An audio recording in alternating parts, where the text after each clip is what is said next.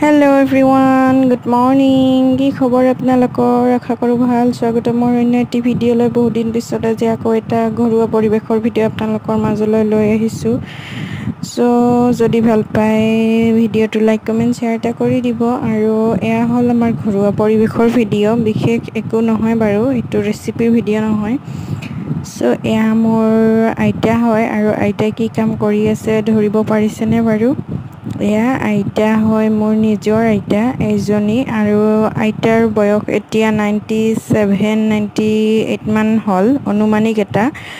আৰু আইতা এতিয়া চকুৰে ধুনীয়াকৈ দেখি পায় আৰু ঘৰতে কাটি অনা খেৰখিনি ধুনীয়াকৈ আইতা মাজৰ পৰা যিখিনি অলাগতিয়াল হয় সেইখিনি বাছি বাছি চাফা কৰি আছে। আৰু এই খেৰখিনি বাৰু বাঢ়নি হয় ঘৰ ঝাৰু দিয়াৰ কাৰণে। সো যিহেতু এই আইতাহঁতে আগতে এইবোৰ কামে কৰিছিলে, সো এতিয়াও ধুনীয়াকৈ কৰিব পাৰে এইবোৰ কাম।